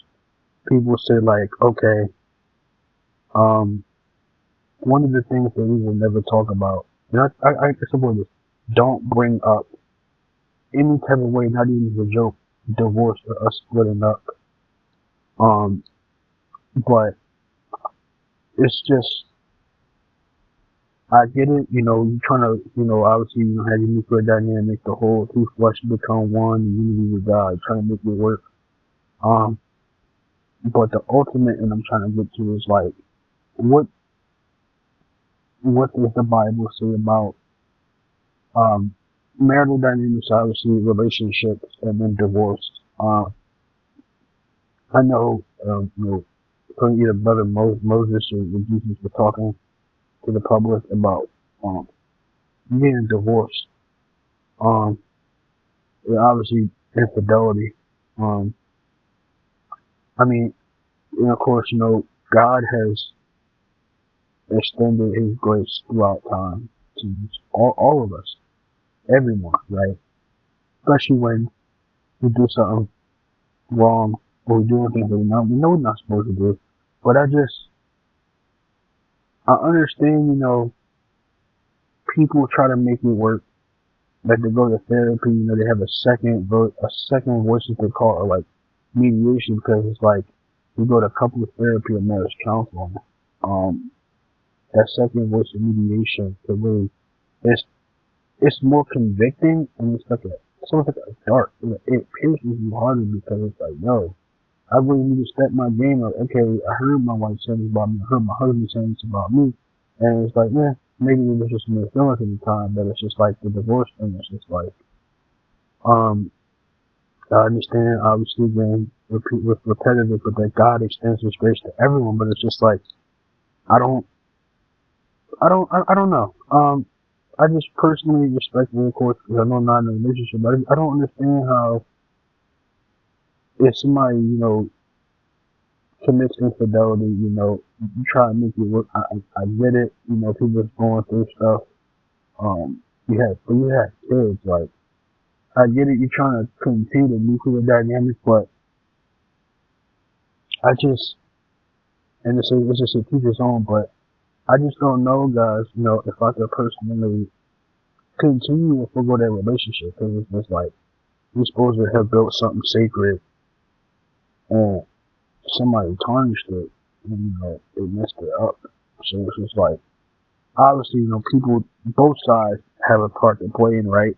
Because they're human, so it's on both sides. But I just, I don't know. That's a big one for me because it's just like you put your utmost trust in someone and they let you down. Of course, the ultimate thing to do is go to God and, secret, not even secret, just, pray and alone and just ask God for spiritual wisdom and guidance, and let the Holy Spirit just work through you and help you figure things out and navigate through your life. Um, yeah, because it's just definitely a lot of people, man, who really definitely use more grace than others. Um, just really help out. Really help out and pray over them. Um, let's segue into, uh, my topic is about community outreach, specifically to kids. Um, something that I do have mad respect for and mass admiration for is like the status quo of the American church. There's a lot of youth outreach and community programs like movie nights, Bible events, youth groups, men's groups, women's groups, like for the youth. Um, I just definitely think I think that when you hiring a younger person, well, I think you should hire people in their 20s or 30s to take over and handle like the youth outreach and community youth ministry department, because it seems that, like, of course we're closer in age, that you're a late 90s kid or early 90s kid reaching out to like a 2000s kid, right? We're closer in age, or even late 80s person, right? You're closer in age, so you can more relate to what the people are going through and understanding. Um, so many churches do a great job at this already, right? And I hope they continue to, hire young people, and of course, the typical master's degrees in like Christian discipleship or organizational leadership, biblical studies, right, etc. I think, of course, the church in the general context does a great job at that.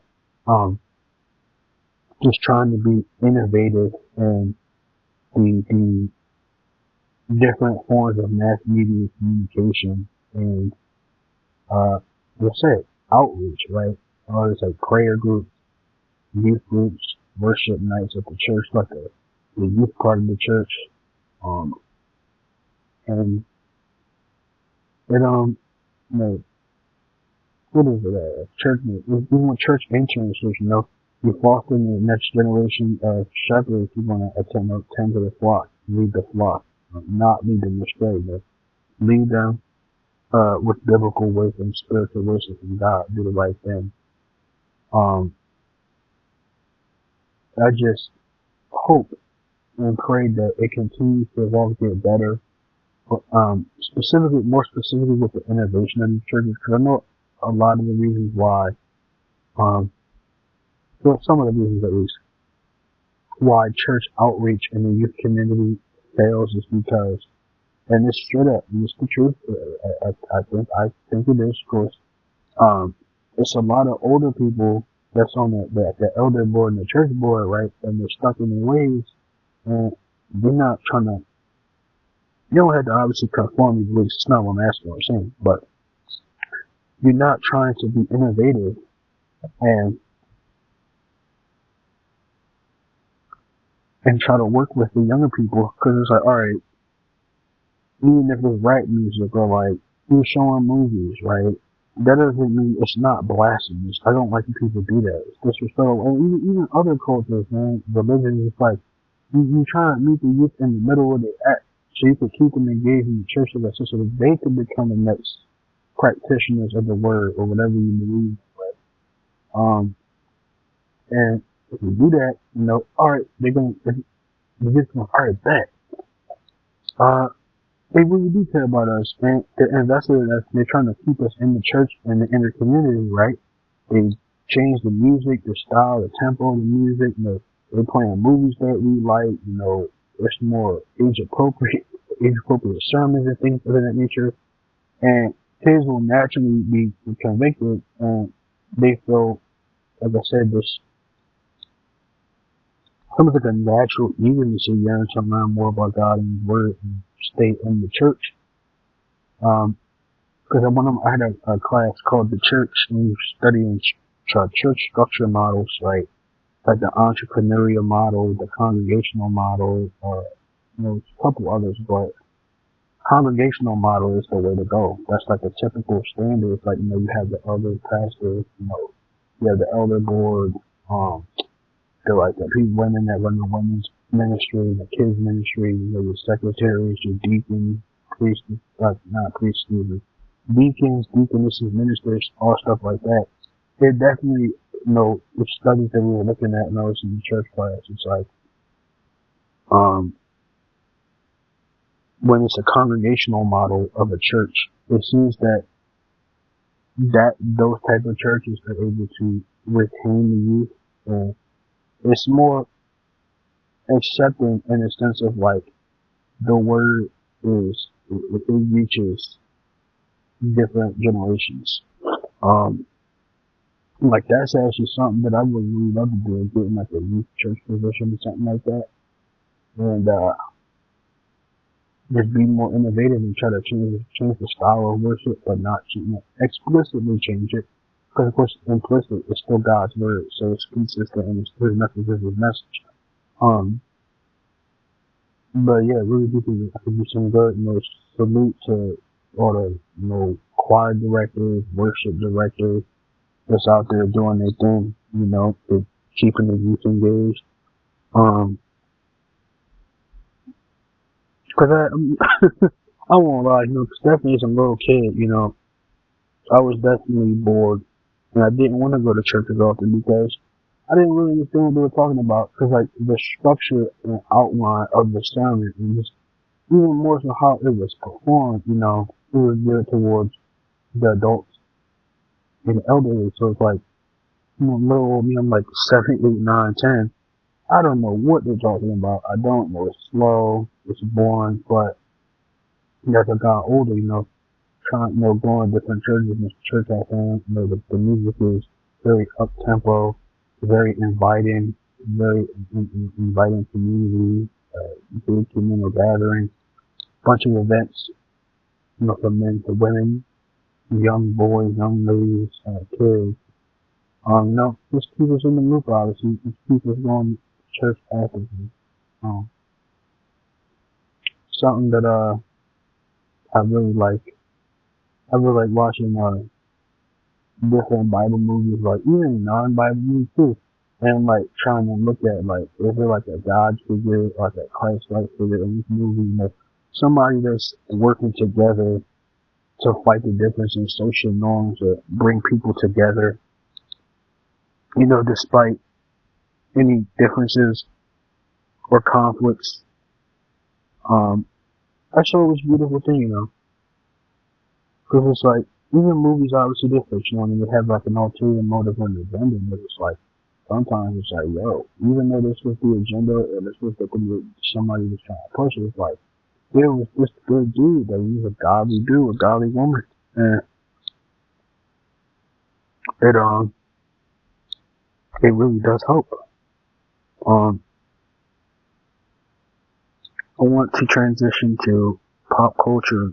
Specifically, I had, of course, in a general sense, pop culture, but pop culture, discipleship. Um, this is a big one. This is a really big one. So I know, there's like a ongoing prevalence of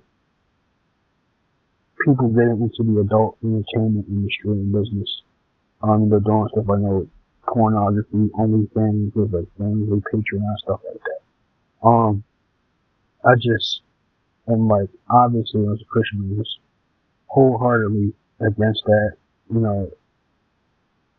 Even like, just, it just feels like a loss of words. I know what I want to say. It's just so disheartening. It's like, it's so many, and it's not, and I'm gonna kill this stereotype, because it's not all women. It's not, because if you see, it seems that the people that's doing it, their male significant others are the one running the pages and collecting the money, so they both have a part to play. But just both individuals, right? It's just like, it just, it literally, it crushes your spirit, and it crushes your soul. Obviously, of course, it's going to put a wedge between you and God, you and your family. I've seen some, what's it called, OF models. They're engaging in the content is like, they college students or the typical the nurses or whatever, right?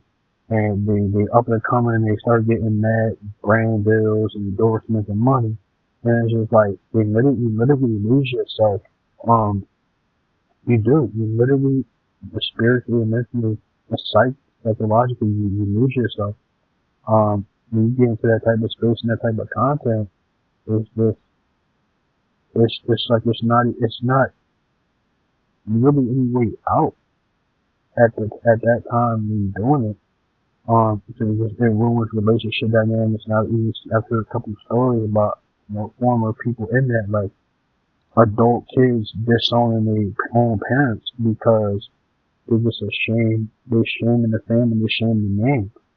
Um, Now, of course, especially as a Christian, of course, I always believe and continue to believe that despite terrible situations like this, God can work in any situation and rescue people and restore people.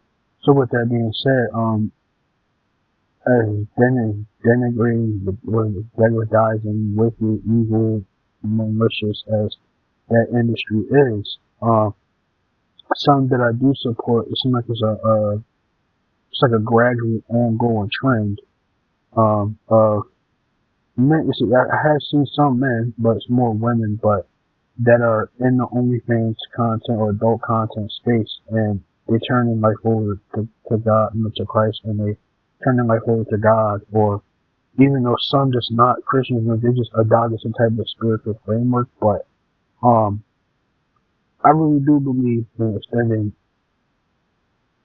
some type of grace and forgiveness to people, even for bad decisions and poor life choices, Um, but in that, referring to that space, I have seen an ongoing gradual trend, like I said a couple of seconds ago, of women that's becoming women of God. Um, I get it, of course, the whole typical idea is like turn men to women. I get it, you know, you're supposed to save yourself until marriage. I understand. I do support it because that's what I'm looking for. That's what I continue to do. But I also understand that men and women, like women and men, with respectively, like it's a lot of sexual trauma there. People go through stuff as teenagers and a lot of them don't talk about it. Some do talk about it on the podcast space. So the Christian, commentator podcast is okay. I don't agree with your life choices, but I understand, why you did that. Like I said, a lot of them used to ruined when they were younger. But despite all that, trauma and things they had to overcome, you know, God is still providing a way out for them, and I do honestly commend them for them trying to change, right? Because so often, obviously, consistently, they're getting shamed and bashed for being promiscuous, but it's like, where's the help at? Like, if you want people to, and this is a general thing, of course, if you want people to stop doing that, then you need to reach out to them and help them. Like, how am I expect you to become a Christian or become a spiritual person or stop doing that? And all I do is shame, belittle, hate you, and throw dirt on you and talk about you. It's like, that's not accomplishing anything. It's not. Now you equate that with that treatment. It's like people coming to the church, right? And we still asphyxiated on their physical aesthetic and what they have on. And we're prejudging them. It's like, well, I don't want to hear your message. I don't want to hear what you have to say because you're worrying about my aesthetic and the wrong thing. But it's, worry about their relationship with God, or even if there isn't one, but there's a gradual one, just try to help them on their spiritual path and their journey. Me personally, and I'll be honest, there's a lot of people they hear this and see this like, oh no, he's lying, or no, I can't do that. And I use Hosea. Hosea is a base to what I'm about to say, his whole narrative. Whether you a Christian woman and a guy with promiscuous past, or a Christian man with promiscuous past, God's will is greater than yours. God's will is supreme. God is all knowing. You and I are not. We're finite simply. We don't know everything. We know a lot, but it's not even a grain of salt or a imaginable thing, a concept that God obviously knows and what to do. With that being said, I don't see a problem with they're finding happiness. Like, it's wrong. People saying that it's wrong or that people are stupid for marrying them because of they have a promiscuous past. But it's like, you look at it in the positive, like I said, it's God working through them, and it's God convicting them and showing them their ways and placing you as that godly man or that high value respectable man, or flip flop the high value respectable woman in this man's life.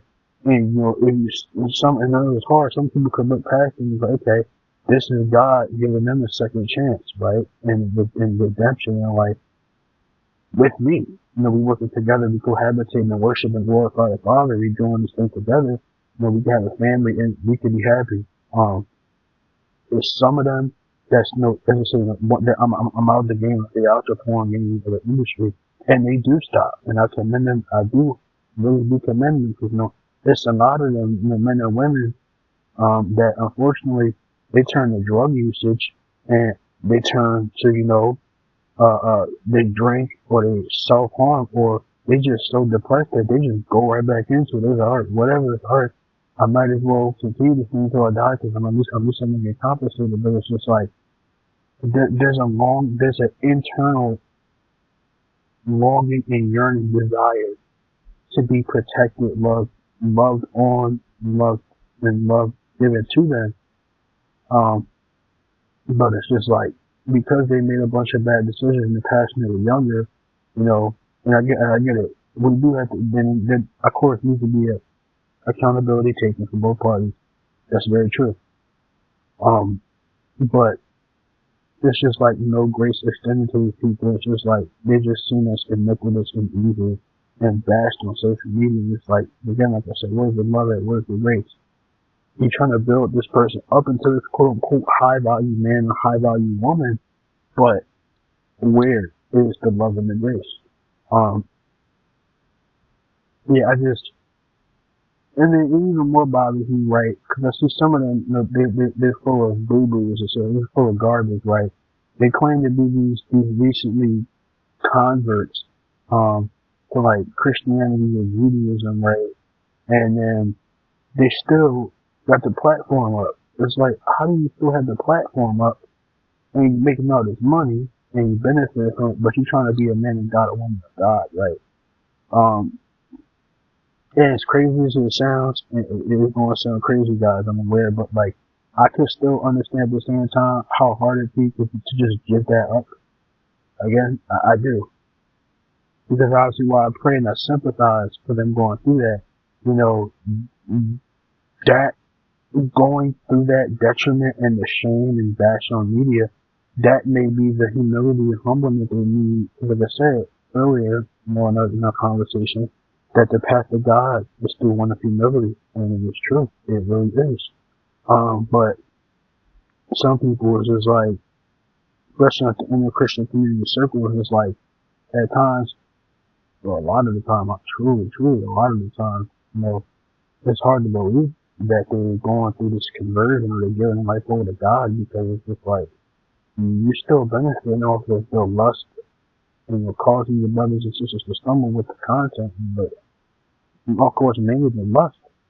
And it's just like, where's the Christian, the duty to your faith, and you obviously not doing it.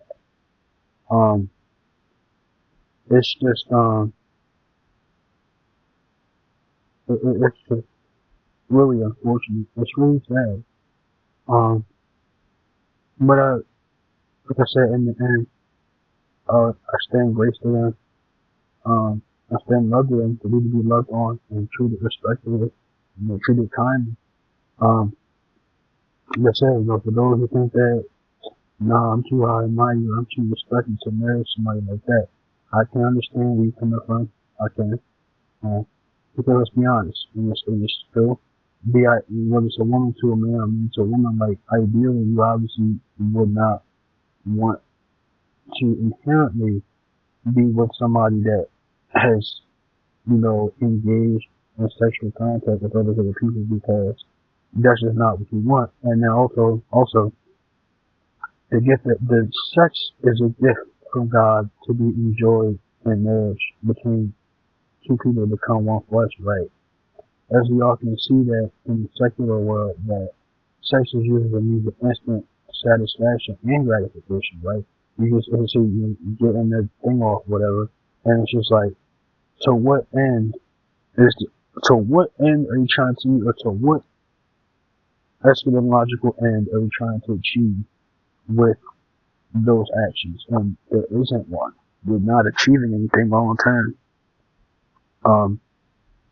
That's why, you know, you marry, you know, you say, even if you're Christian, not Christian, whatever, you enjoy the gift of sex, your marriage, you can have a happy marriage, you know, and it's, you know, in process, you know, whenever you're, you know, you're still good. Um, you can show, that's literally, what is it called? A love language, you know, enjoying it the right way. Um, and obviously you have, you know, obviously you have kids, build a family, beautiful big family, or maybe have a small family, whatever, doing it the right way. But even though that's what people inherently, eternally want, right? Ultimately, like I said again, God's will is greater than ours. God knows all. We don't know anything, honestly. Like, contrary to people think they know, we don't know anything. We're not God, obviously. Um, but I really hope people in that adult film industry, like that type of space, like, I really hope that there's a way out for them and they can be happy and find happiness. Find somebody that's going to truly love them. And then not only that, like I hear people keep saying, that, oh, this dude is a simp, or she just a gold digger. A lot of them are. A lot of them are, right? But a lot of them, you could just tell. You could look at them. You could see it's like they're dead inside. They have no soul almost. It's like they have such a humanity that's been stripped and taken from them because of these iniquitous actions, right? But we can restore that soul. We can restore that happiness. You know what I'm saying? They find a family. They find somebody that loves them and embraces and accepts them, not for who their past life was. Of course, out of respect for the person that's trying to come into your life and help build a foundation and something with you, I still do think you do owe it them to be transparent and openly honest with them, because no one should have to settle for what they don't want. But like I said, I'm talking about like, in terms of like just your typical dating pool is selection of partners. So obviously God's will is above all of ours, but still allows us to have some say in the pool that we date in, whether it's you're looking at the pool of dating from a religious framework, but you have to take that religious framework and go into the secular world and you have to date. I also believe that, and some people think this is weird, but it may be in a plan for you to go through multiple failed relationships or failed marriages to meet your person, right? And it may not even be breaking up because of cheating. It's just not evenly yoked. It's just a lot of other things that y'all just not gonna see eye to eye on, and it just cause a marriage or relationship to fracture. God has a plan for everybody. Um, and I I was really thinking about it, guys. But at first I was like, okay. I was kind of hoping to mention it at one point, but because I was not really believing the one concept, like God has somebody, everyone for you. Um, I still think that there's nothing wrong with, and I think Paul talked about this. There's nothing wrong with the gift of singleness and living a life of sanctity and what's the word, abstinence and celibacy. There's nothing wrong with that. Like, if you truly feel called to that, you feel God has called you to that, you should keep that and do that, right? Um, but if you are somebody that does yearn for it and you do want that, then I do think that you should pursue that. Nothing wrong with obviously being happy. No one should ever have to apologize for how they feel. You know what I'm saying? So often sometimes people apologize or try to not talk about the preferences that they have, because the sexual preferences that they have are preferences in like race, ethnicity, and belief. It's not quote unquote. It's not sexy. It's not masculine. It's not appealing to what the social norm is, right? And a lot of people, right, whether it's in that adult content industry or TikTok, Instagram, social media, etc., a lot of people, they do settle for less because it's like, all right, I'm trying to be famous or keep my platform and base up. So it's just like, I'm not dating to glorify God. And what I mean by that is, like I said, put someone that's equally yoked and build a nuclear family and build up Christ-like minded thinkers. I'm not trying to do that, right? Because if I try to do that, then it's like people gonna have things to say about my relationship. It looks weird. Or we don't look compatible. We don't mesh. We look weird together. But then this is almost like a wedding, almost, right? People spend all that money and all their time in preparation for stuff, and they low key internally, they're not even satisfied or happy with the relationship, or even the venue, the party, the food, whatever. Um, so you can glorify God in everything that you do to the best of your ability, and especially with the partner that you pick. Um, like I said, it shows to others that you really are trying to build a nuclear dynamic, and you're trying to build back better. You're trying to do the right thing. Um, I well, of course, the topic of dating and relationships again, because it's something I'm really passionate about talking about. Um, folks, if you gotta chill with the worrying about how much money somebody else makes on a first date, or like, that's just dumb. I'm being honest, folks. It's just stupid. It's like, think about it. It sounds like a rhetorical question, but it's not at the same time. It's like, uh, what does, what does how much money I make have to do with you? Right? I have heard the compelling arguments. It's kind of fair, I guess, to an extent. He's like, okay, I'm trying to be equally yoked, so I want somebody that's in the same tax bracket or financial bracket as me. I wholeheartedly get that.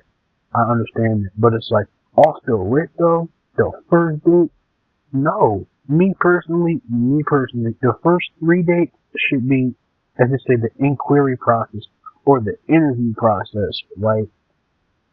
It's to get to know you. You know what I'm saying? It's supposed to be, it's how it's always been, like the whole, almost like the old throwback retro love, right? From the time of our parents, from our grandparents. You know, what you like to eat. What's your favorite color? You got any favorite bands, music, hobbies? What do you do in your off time? You can generally ask, like, pick their brain, like, do you want kids, right? It's supposed to be about basic stuff. You know what I'm saying? Now, it's like relationships now, they're just so materialistic and they just so fake. It's like people, like I said, people literally in relationships only on camera.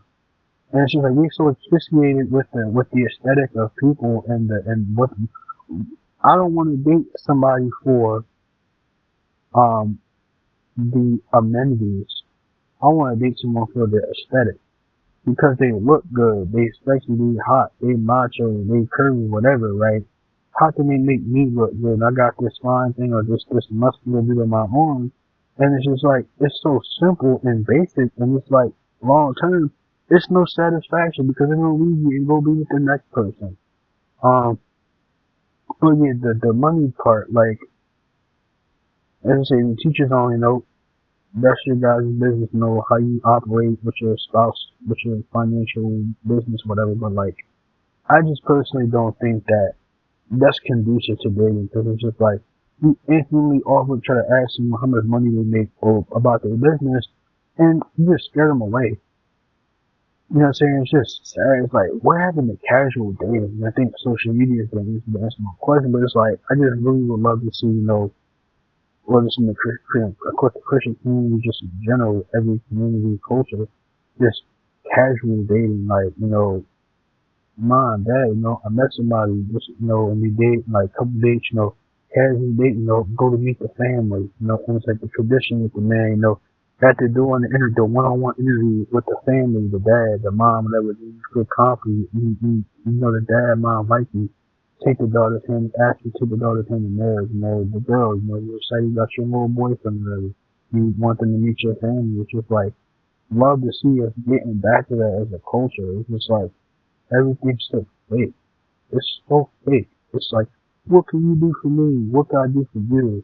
Um, Heck, honestly, I don't even think like even social life, right on TikTok. It's something like I don't even think most women even meet the other person's family. Like they'll meet them at they'll meet them at the wedding because it's like some $200,000-300,000 wedding. And it's just like, wow, you're supposed to be my son's supposed to marry your daughter, and their parents don't even know each other. It's like, yo, how we supposed to be a union of a family? One family brings another, right? And you become almost like one. The two families come one. And we never even met each other before. That's kind of crazy. Let's just say it's crazy work, but um, yeah, that would be beautiful. Man. As you see, like media, TV shows, go back to casual dating in the way it's supposed to be. And we've been talking about it in music, TV shows. Make people want to desire that and chase that more, have a longing yearning desire to be loved, to be in a committed relationship. Because like this whole, fitness kind of going back to the adult industry thing, like the constant, the hookup culture, there's no love. There's no love at all. It's almost like the so you wipe your hands clean and you just go your separate ways. And like I said more earlier, it's like the more you do that, it's just crippling to your mental health your spiritual health, your sexual health, your religious health, put it right between you and God. Um, I really don't think that's the right way to go, man. That's really not. Um, something else that people really should start talking about, like, for real, is what is the difference in raising kids? Well, just a second. Do you want kids? You gotta be very specific with that, right? Because people will say, yeah, I want kids with the right person, right? But then you're trying to be so over the top and like methodically playing dates and be always careful what you say, how you say, when you say, do you say. Because I'm not trying to mess this good thing up because they're saying that with the right person. So it's like, if I say the wrong thing and do the wrong thing, damn, I might not be the right person. So it's like, they're not going to want to have a family with me. But I say all that to say, like, you really got to lay out a lot of boundaries and foundations, like, what preference of school do you want your, obviously after learning your religious foundation, whatever, okay, that you are, that, okay, what type of schooling do you want for your kids? Where do you want your kids to grow up at? Do you want multiple kids? How would you feel about kids with this or kids with that? Cause that's something that I'm gonna be honest, I'm gonna choose my view on this specifically. Like, I don't think that's conducive or listen to the relationship. What I'm about to talk about is so many people is like, they head over heels over someone or whether they're simping or they just love them truly. It's more loving them truly. And then people really think that you could convince someone to want to have kids. Like, in order to convince someone to have kids, they have to want to have kids. So many people, whether it's just trauma, being the oldest kid, being the mom and the dad and the sibling, the brother and the sister, right? Whatever, that just fosters and builds in the perception of like, I don't want to raise kids because I'm going to feel like how I felt when I was a kid. I feel like I'm going to be left alone, left extended for us and myself. And I don't want to go through that. But that just, relationally, that just doesn't seem like a negotiable thing. Um, it's religion, maybe politics, but your kids, right? If you're not going to agree on discipline, how we discipline, how we raise our kids, I just personally don't think that it's going to work. That's what I think. Obviously, I'm not God. I don't have all the answers, obviously, right? None of us do. But I just don't think that that's going to personally work, guys. Uh, I just really don't. Um, last thing I want to talk about is digital detox. Um, so many times, we're so stressed out on work, even on marriage, raising kids, stuff in general. It just really puts you going through the ringer, as they say. I think definitely sometimes the best thing to do is you just should seek out God for help and guidance and pray as much as you can. Um, and just sometimes just take a break from media, social media. It just be draining sometimes. It really can be. Just reading about stuff in the news, stuff going on near you, your culture, whatever. Just take some time, spend time on the word, just take some time, spend time with your family, embrace your spouse, spend time with your kids. They say when you get one spouse, you get a certain amount of kids, or any kids, if you're lucky, but, I just really think they would do people a great service, because it seems like it's a disservice in our American culture, because our culture is so heavily technologically based and media driven, and it's like, what would this person think about if I'm doing this or I'm doing that? What does this have to do with this? Or what's the coolest this and that? It's just like, it's not really productive to your marriage or your relationship, and it doesn't really help out at all. Um, I just think with all the things we talked about, it just definitely, even though Christian, through a Christian perspective, just creates a mindset, with much of the things of Israel, the family dynamic, improving that with your spouse, your kids, church dynamic, what ways do you improve the church, community outreach, trying to change the culture for better and build it up in the church community. Um, and Hope you guys tune in. Covenant Culture with Culture.37. We're just getting started. Got some big things planned, and thank y'all for listening.